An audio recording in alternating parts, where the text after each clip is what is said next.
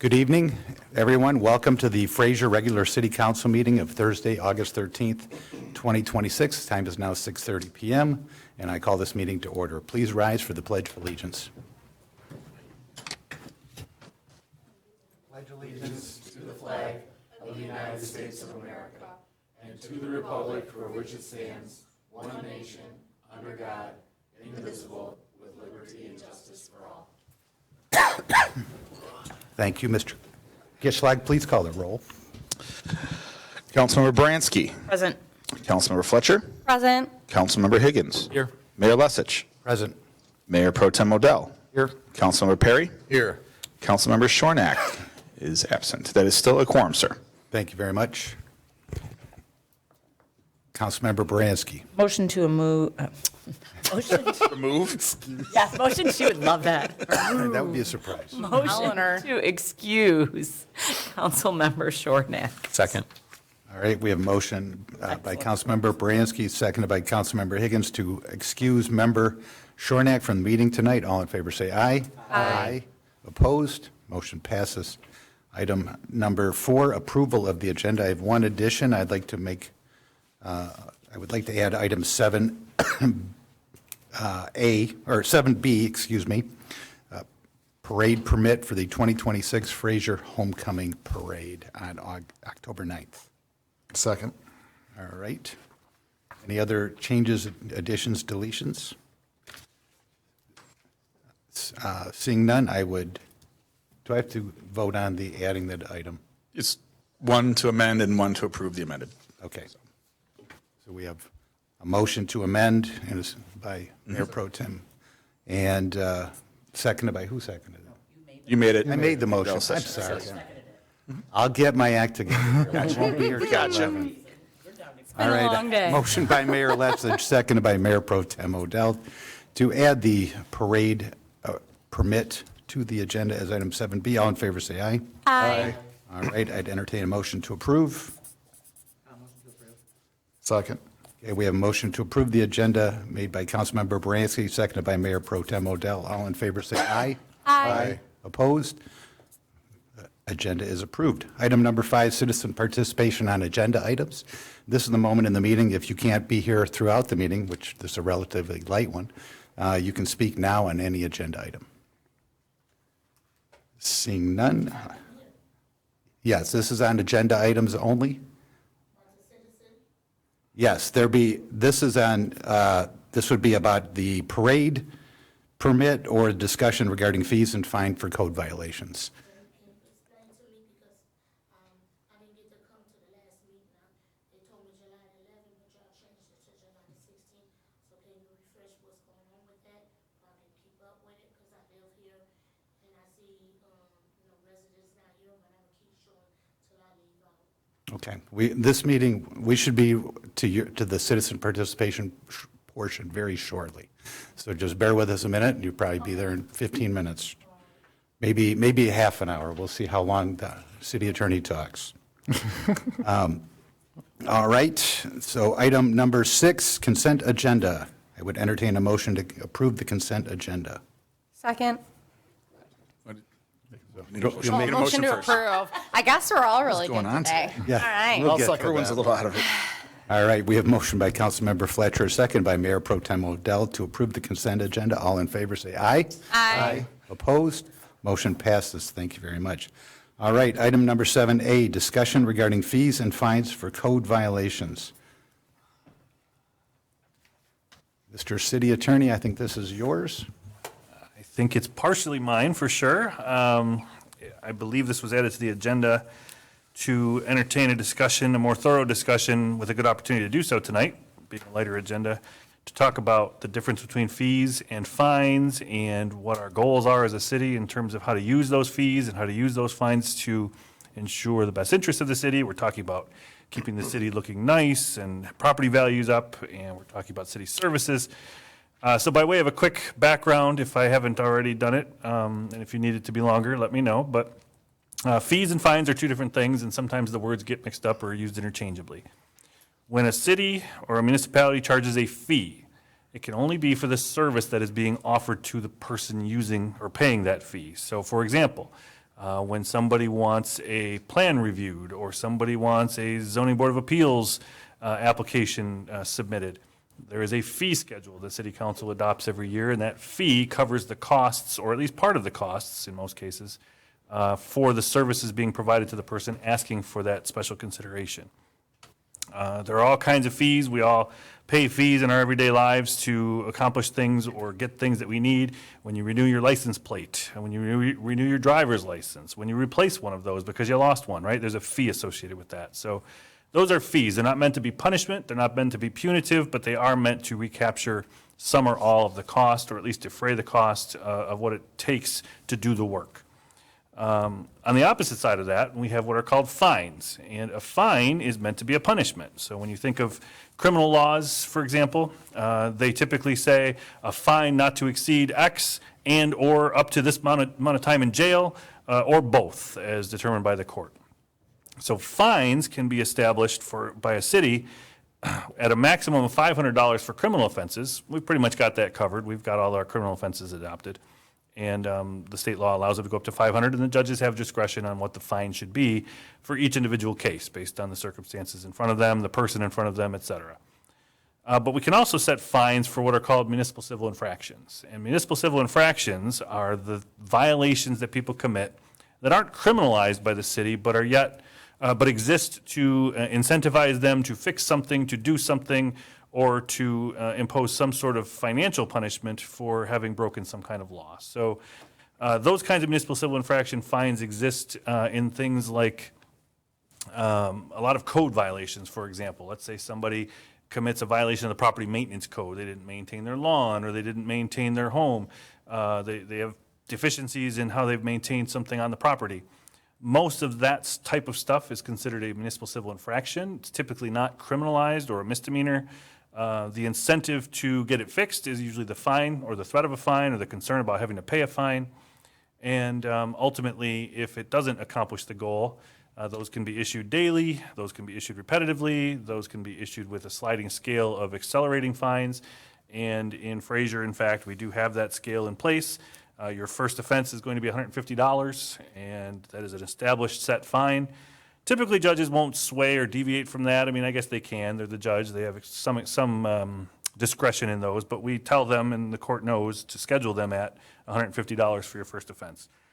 Thereafter, it's $250. Thereafter, it's $500, and thereafter, it's $1,000. Fairly consistent with what most communities do. I know other communities are $150, $375, $750, $1,500 might be an example of a sliding scale. But we're not too far off the mark in terms of what communities do in terms of accelerating the fines for punitive measures to get compliance from people that need to comply. I will caveat all of that background with, municipal civil infractions can only go so far and can only accomplish so much. There are going to be times when the person doesn't have any money to either correct the violation or to pay. There are going to be times when a person just ignores it, and ultimately we rely on the court to try to have some enforcement power. But as I'm learning in another community, not learning, but have already known, but we're seeing, we have another community where there's a neighbor dispute going on right now about a wall between their properties. And the municipal civil infraction is meant to incentivize the person who owns the wall to get it fixed because it's dilapidated, part of it has fallen over, part of it's leaning. But we also have a very vocal complaining resident who is very adamant and very well written in terms of his communications to the city at times, asking that the city do more, that the city be the lawyer for him, essentially, to advocate for his cause. And that's where it gets a little bit gray sometimes for cities, is at what point do we take on the mantle of the enforcement arbiter or authority, and how far do we take that mantle before we say, you know what, this is a private property dispute between two neighbors. And where is that line? It is gray. Every situation is different. I've, in recent years, had noise issues, camera issues, light issues, and then, of course, this wall thing. So the cities themselves have to make those decisions, internally, and figure out, is it a slippery slope if we start getting too involved and start bringing the full power of the city to bear? What are the expectations of our residents? What are the expectations of a single resident? And what does that cost look like? And is it disproportionate to what we do to enforce for others? So That's a little aside on the concept of municipal civil infractions and fines and the punishment they bring. Ultimately, a fine can be a good incentive, and we find that 95%, if I had to guess, of the time, it's pretty effective, right? People want to get things done, they want to do it right. But you're going to have your few percentage points there that either can't afford it, maybe don't have the physical or mental ability to do it, or just put their feet in the ground and say, I'm not doing it, right? And then we have to make decisions. And that's what the sliding scale is meant to help us with. But I'll give you another quick example. We have another community. The fire department has issued 50 municipal civil infraction tickets. They were doing one a day for about 22 days on one issue, and then the issue pivoted, and then they did about 28 of them. I'm roughly 50, it might be in the 40s, for the next so many days for a secondary issue that arose to this particular establishment. And it doesn't solve anything to just keep issuing ticket over and over and over when you're dealing with a bigger business, because it's either going to be a cost of doing business at some point, or they're just going to put their feet in the ground and say, let's have a hearing. Let's have the judge tell us we're wrong, right? And at some point, the real administrative logistics of that, as I have to remind everyone, is every single day we write a ticket to somebody, every single day that means somebody at the court has to create a new file and has to create a new input and has to create new data into the court system and monitor and track. And then, as the loop continues for 30 or 60 days, how are we tracking those? How are we scheduling those? So there's always that logistical problem too. So a little bit of an aside, but a little bit of a peek into the world that we deal with fines and with municipal civil infractions. And I don't know if that was everything we were hoping to talk about tonight, but hopefully that's a good start and sets the groundwork for the discussion. So just to clarify, we do, because this came up, I was the one asked to, just to clarify that we do have that in place right now. It's 250, 500, and 1,000. 150, 250, 500, and 1,000. 150, okay, thank you. Yep. And, all right. And then I understand the criminal fines. So if somebody doesn't cut their grass, and they regularly don't do that, we have the ability to cut the grass and send them a bill for that. We do. So now that would be a fee. Yep. So to give you more context on that, there's an actual state law on what they call noxious weeds, but it also covers grasses that rise above 6 inches in height. Every community can set their standard over 6 or higher. And ultimately, as long as we've placed the public on notice in some way, typically it's done through the cable channel or some other website notice type of thing at the beginning of the season, then yes, we have the statutory authority to just go cut their grass and send them our bill, our costs. We can have an administrative oversight fee added to that, et cetera. But that bill is basically a fee. It's a fee for the service we've just provided to you because you didn't do it yourself. That is not a punitive fine. It is not meant to be punishment, and it is not meant to make the city money. It's meant to make the city whole. And as long as we stick to that general guideline, the Attorney General will say, as they've said in the past, that's okay. It can be a little higher, a little lower, but as long as it's in the ballpark and reasonably guesstimated. That money then ultimately gets placed against the taxes against the property if they don't pay it. And at some point, in most cases, assuming we have an ordinance, which we do here, the county buys that from us on the tax rolls. The county pays us for that cost of service, and then the county has to deal with the collection or the foreclosure issue on that. All right, and so using the example of grass not being cut, if somebody just never does it, and is there any time they get a code enforcement violation?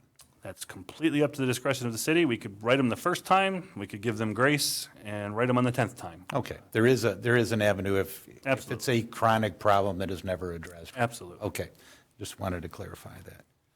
All right, any questions by council on this?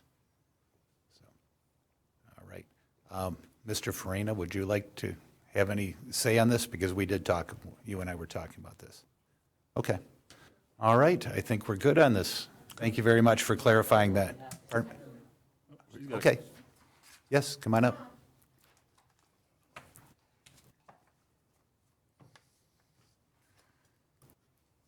Good evening. My name is Armina Pollard. I was hearing what the lawyer was talking about. Well, I want to bring up to your attention, like he said, some properties are private, but also if the city allows somebody to have a builder, engineers to come and remove their piping from the private sewer thing that's in their yard, who is over that contract once y'all release that? Because we do have that problem that I found out where I live at right here on 14. And I dug a little further. They all probably getting with me, but I'm not calling nobody no more because I got it in God's hand. But when a person remove a pipe system from the sewer that's privately owned on a property that's supposed to drain the water out, right? But they got it approved from the city that they can remove their piping system from that and don't have nothing to do with that private sewer in their yard. And when y'all give that permission, who do that? Who signed the contract when they does that? Because I asked that question with everybody on their business phone, answer machine. Ain't still got no return call. But when I ask everybody, why come I haven't got a return call? Everybody wants to give me an excuse that they didn't get none. But that's another problem I have with Fraser. So the question haven't been answered because one of my neighbors did have that done because the flooding, how the water was steady coming up in everybody's yard. So she had her engineers and builders removed her pipe system from that big drain thing in her backyard to be away from it. So I want to know who is responsible for that drain. I asked everybody since 23 all the way to present. No one is answering that question. Everybody want to have an attitude in this city here. And I'm going to let you know how I'm feeling now. I'm getting ready to try to sell my house and get out of here. Because it seemed like when somebody, a resident like me, wants to get things done, because I got caught in something that wasn't real with me. I got some paperwork that you guys, city, don't have on record. And then when I showed them, they were like, that should have been on record, but you guys don't have it. So back then, when some people was working for the city, when they retired or whatever they did, they had to do some under the table money thing. Okay, hold on. We're talking about fines and fees. Like this for is a code. fine, but No, this is a. okay, I understand what you're saying, but Well, you he can't- talked about property, private stuff that you got problems with neighbors about the grass. This is a sewer thing. That's probably problem too. But what I'm trying to find out, who is responsible once the city gave her permission to remove her pipe system from it?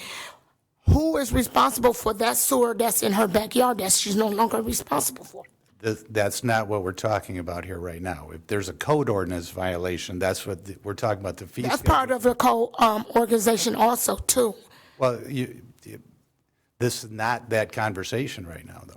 Yeah, But it's kind of like blend in what the lawyer was kind of saying. It may be in a different form where I'm telling you, but it's part of it because I looked it up. I also went to Lansing to get more answer.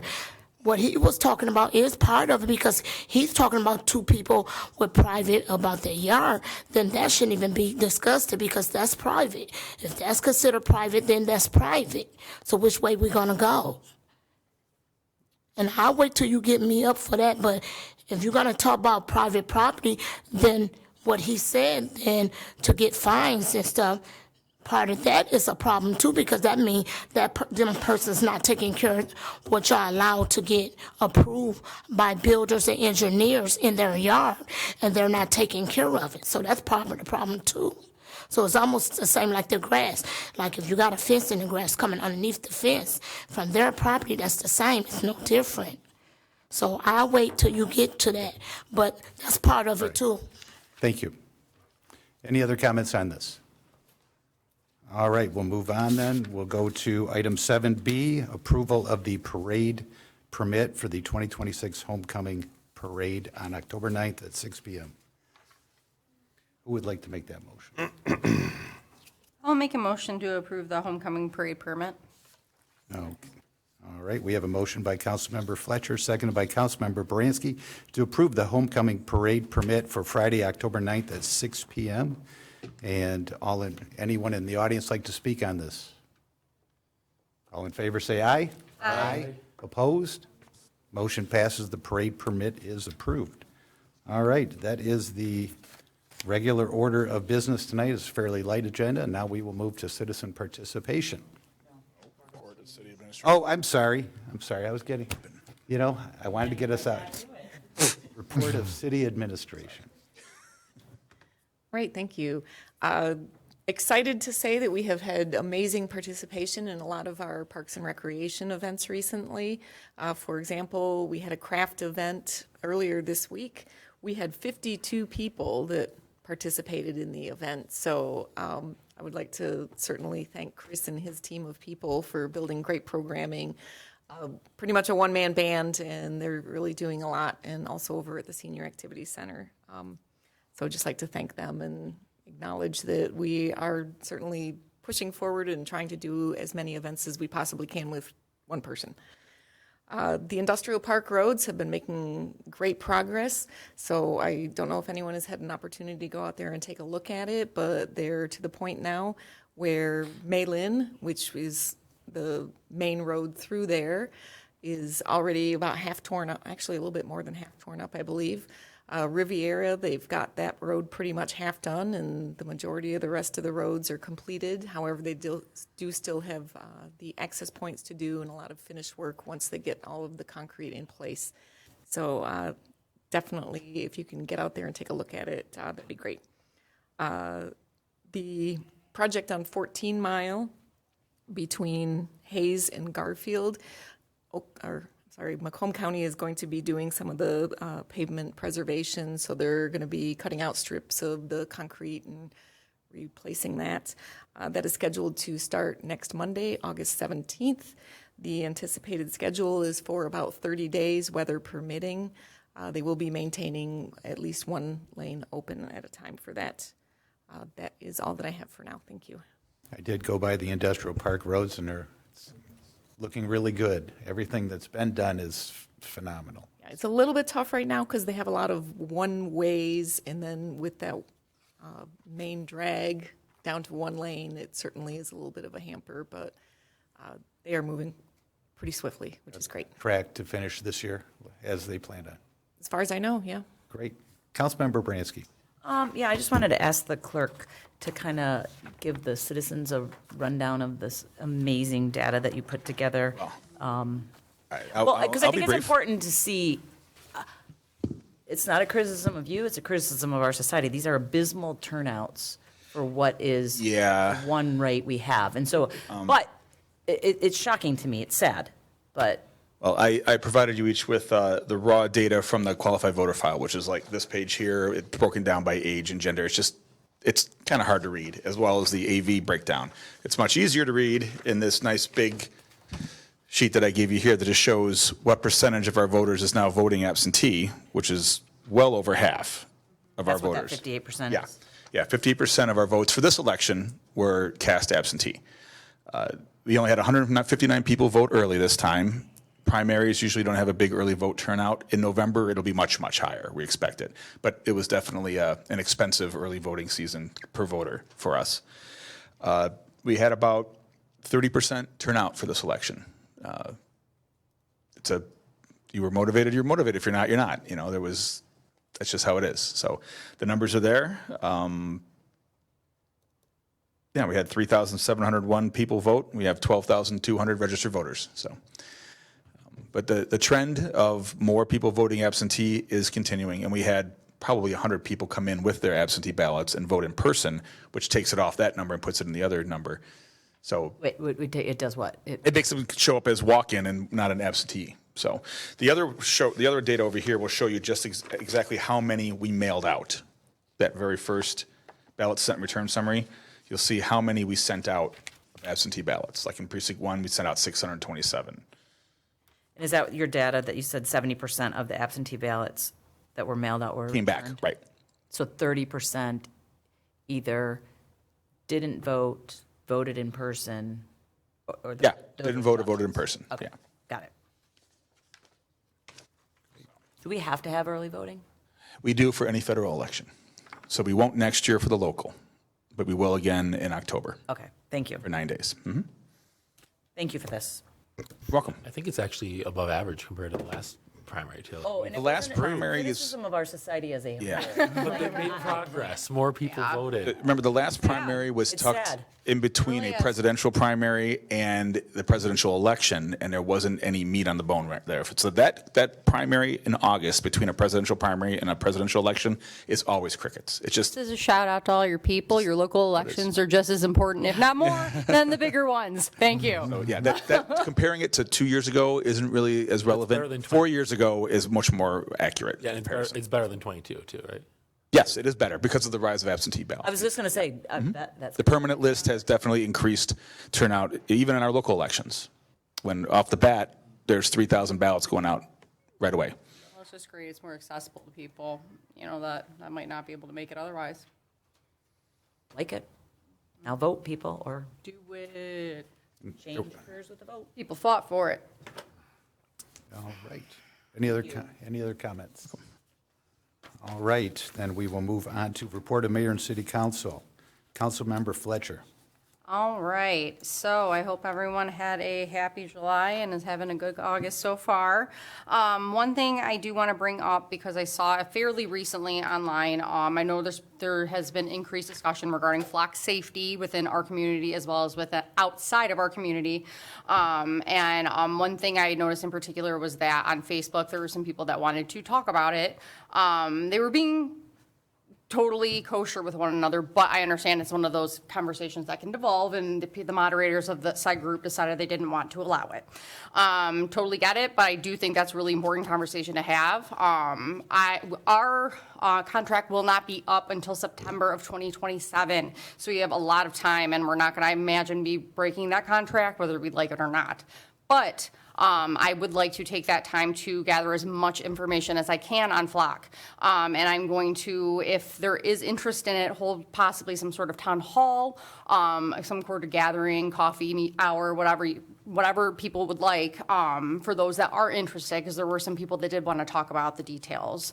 So I plan to gather as much objective and subjective data, talk to actually Sam from DPS, and really get down to the nitty gritty on it so that I can give information back to people when they do have questions.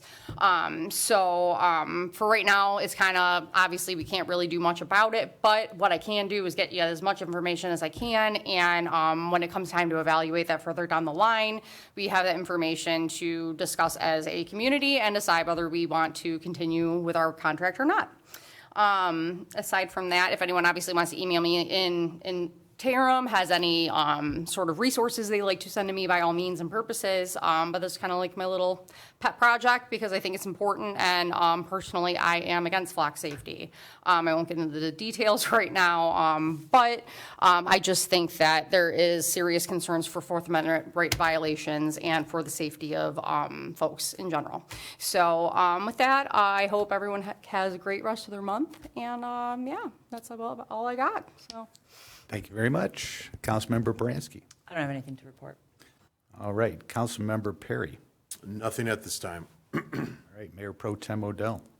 I just want to say the Fraser Lions Carnival had a great turnout, well attended. Overall, very good comments on the fireworks show. It was maybe a minute or two shorter than normal, but the quality of the fireworks were better from what I could get with different discussions. So happy to be walking pretty much every road in Fraser and around this area. A lot of neighbors said they really enjoyed the fireworks show this year. So it was well attended and well received. And the Lions Club did really well with the carnival again. So it was a well attended event. I think it's getting better and better. They had the foam party, Parks and Rec had the foam party, and I think the petting zoo helped out with that. And also attended one of the movies in the park, 2 or 3 weeks ago, and it was well attended. It was a beautiful night, and it's a great free family event that the city puts on. So I encourage families with young children, they're family-friendly movies, to attend and take advantage of our offerings. So other than that, that's all I have. All right, thank you very much. Councilmember Higgins. A couple things. Just want to thank our clerk and all of our election workers who helped make the election last Tuesday possible. working in their neighborhood polling precincts, people who worked at the AV Counting Board. The Fraser Historical Commission wanted me to pass on that they have their next open house September 13th from 1 to 4 p.m. They have a bunch of items that have been donated for the barn sale, and particularly a lot of books. It's all at the Baumgartner House, the museum, and the depot. Sadly, one of the commissioners, a longtime commissioner at large, passed away, Dory. So they did want to pass on that they have 2 openings for commissioners on the Historical Commission, and 1 commissioner at large position that's available as well. And they wanted to pass on their appreciation to the city and all of the help they get from the DPW. Very good. Thank you very much. I just got a couple things. The Toodle Tour happened last week at the Fraser Baumgartner House. That was put on by the Fraser Beautification Club and the Fraser First Booster Club and the Fraser Historical Commission and the Fraser Historical Society. It was a garden tour and refreshments, and it was really a nice time. If you haven't been to Samantha's Garden, you should check it out.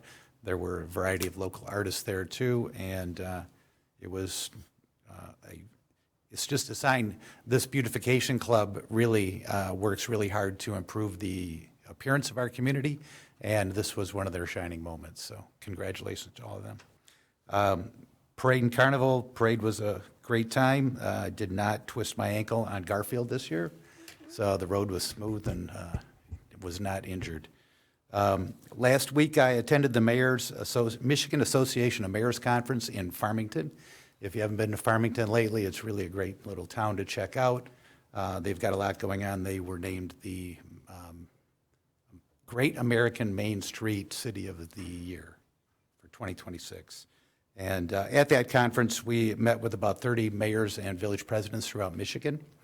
And we talked about a lot of things, what's happening in Lansing, the budget, where the budget's headed, and other things regarding flock came up, ADA compliance, and I'm sure we're working on that on the website, and how do we make our government accessible to people with disabilities and special needs, and that sounds like a challenge all on its own, and the state keeps kicking that. For smaller communities, I understand, like ours, they kicked the deadline back another year or something like that for some of those.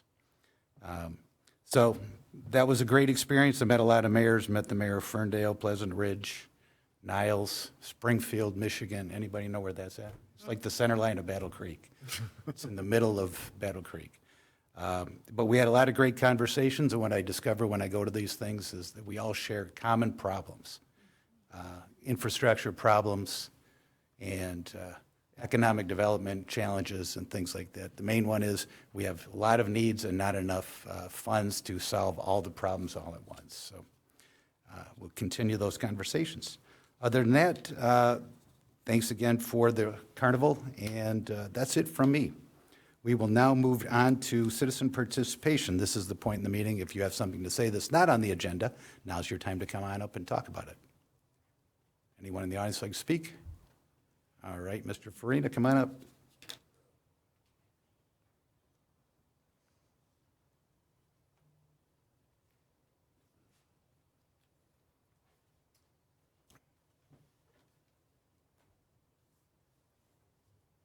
Good evening.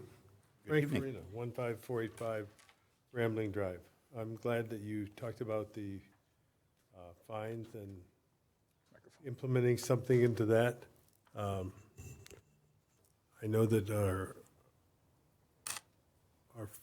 code enforcement people would like to do less time at the legal system and more time out in the field, and I hope that that helps that. It was also brought up in our discussion about that people were allowed and entities were allowed to apply for variances and receive variances if they're behind in their taxes. And I don't know whether you guys talked about that or not tonight. We had agreed at that steering team committee, if they were behind on their taxes, they shouldn't be granted favors by the city. And So I don't know where that stands. I also was very proud of you guys last month, when talking about the library. I thought that they were ill-prepared for a meeting, and they just would not talk about finances. You said you were going to FOIA the financial data. Did you guys ever get that financial data from them? How do we get a copy? I think one of the library members, board members is here. You can talk to them about getting it directly from them. All right. Okay. That's it. I appreciate all that you do. I know it's not easy, but we do appreciate you. Okay, thank you very much. Anyone else like to speak? Yes, come on up.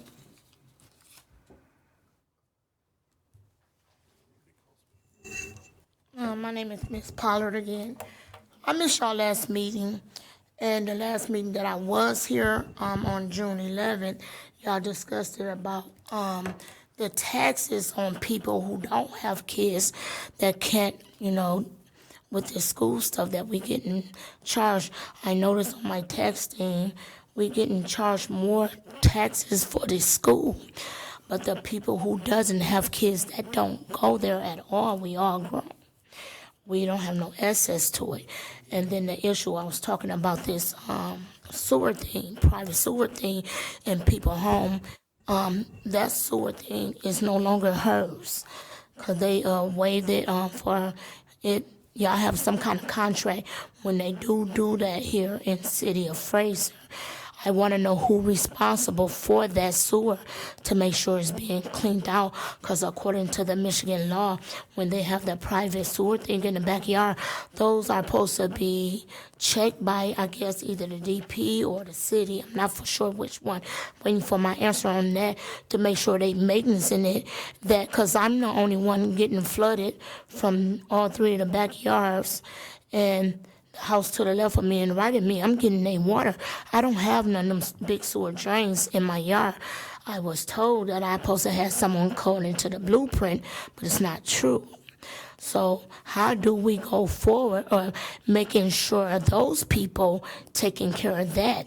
That should be part of a fine also too, because it could be grass inside of it, like when I had the county and them come out, because I kept trying to deal with the city about this sewer thing where the water was coming up from the streets all the way to my yard, and also the sewer that's in my driveway belongs to the city. They ignored me, so the county took over.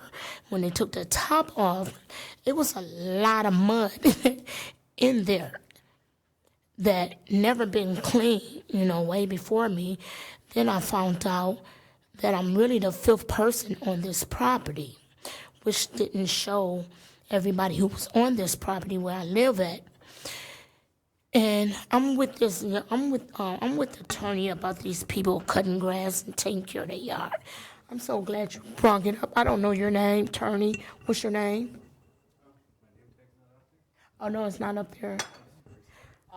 His name's Antonov.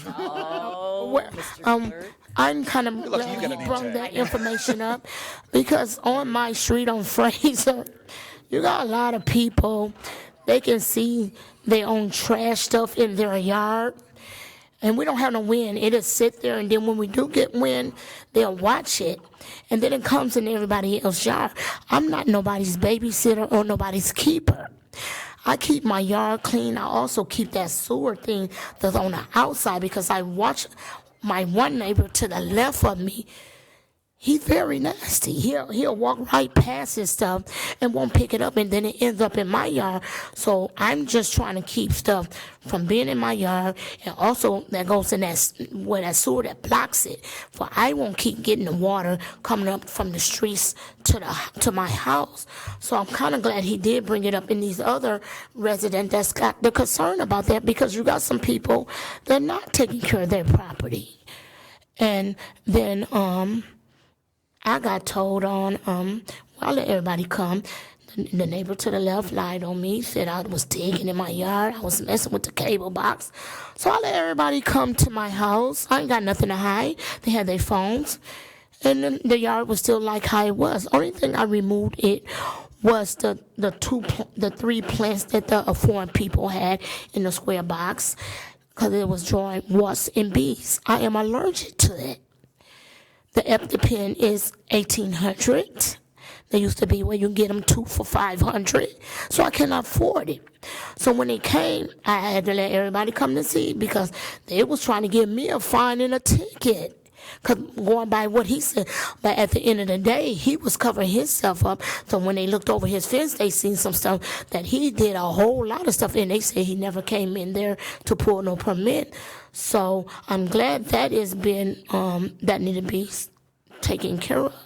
But we got to do better. You guys are taking care of these other business street, like 15 and stuff. I understand that.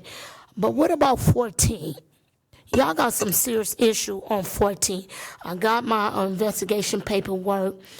Part of my problem is on other streets, part of the river. I have my stuff from them. But the sign said they were supposed to start taking care of the sign from August the 10th through August the 13th. August the 10th was Monday, and they haven't done nothing. So why is 14 always been on the back burner? I found out why the resident don't come. They said the same issue that I'm, trying to come here to get taken care of. They said, you guys don't care. And they told me they're not going to listen to you. They're going to just throw you off, say they're going to call you. They're not. So pretty much all colors, I understand them. And I'm to the point, I'm leaving. I'm giving you a heads up. You're probably going to be glad I'm leaving. I'm leaving because I don't feel like the taxes that we paying for summertime is worth it. We're just a small little town out in Macomb County. Okay. Thank you very much. Thank you Right. for your time. Anyone else like to speak tonight?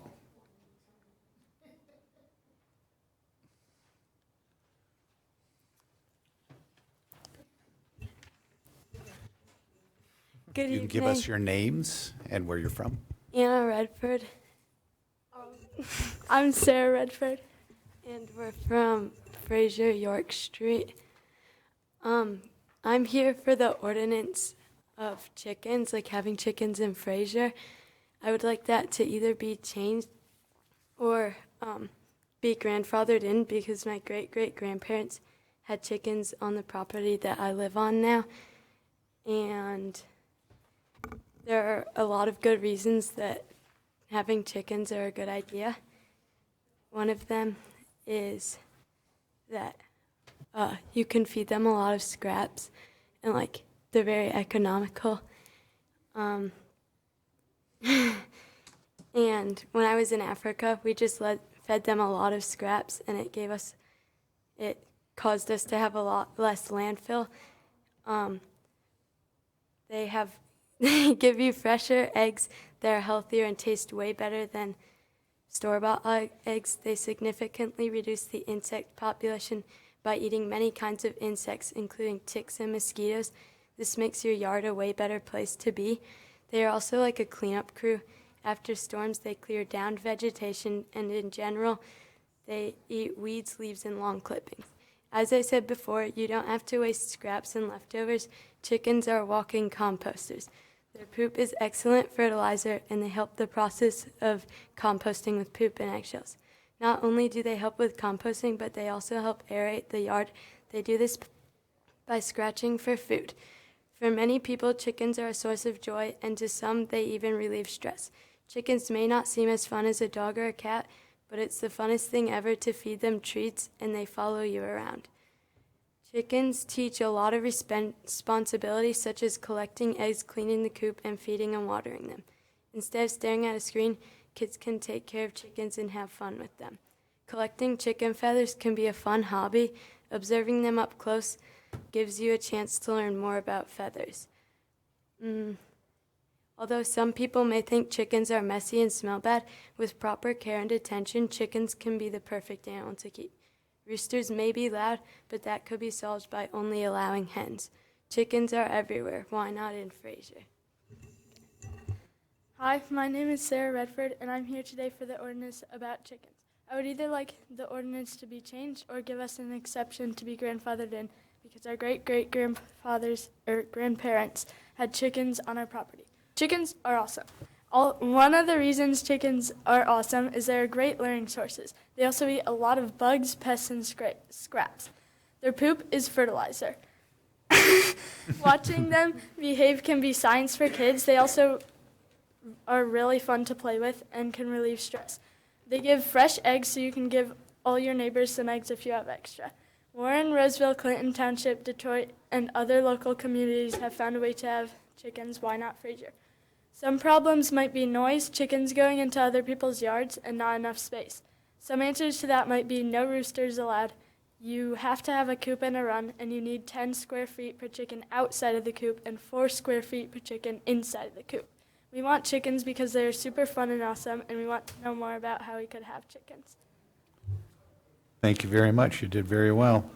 I don't think I've ever heard the word poop is fertilizer at a council meeting in all my time here. Thank you. All right, anyone else like to speak?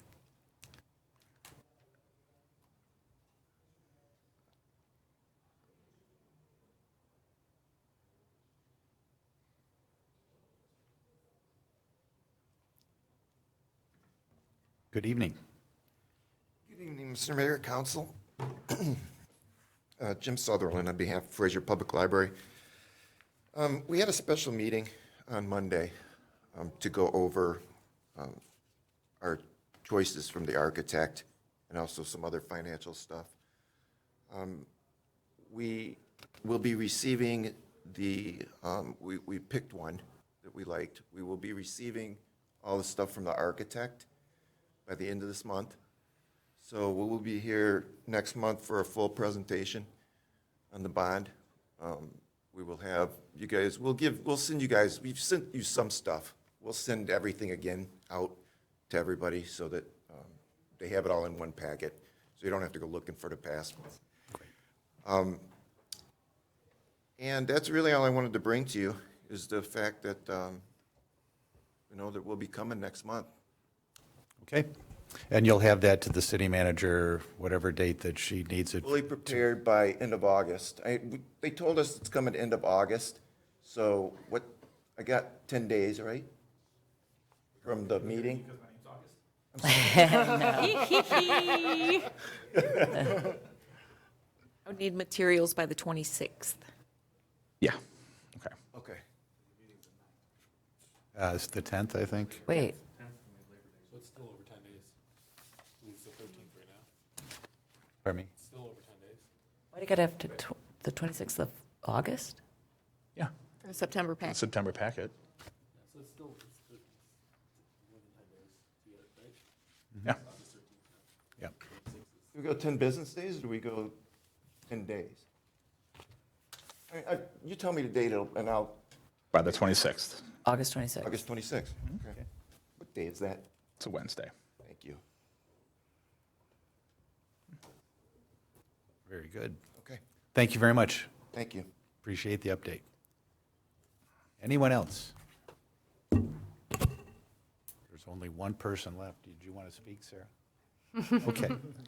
All right. Thank you very much. That concludes the regular part of the meeting. Item number 11 is a motion to go into closed session to consult. I will make a motion to go into closed session to consult with the city attorney to consider written legal opinions exempt from discussion or disclosure. Second.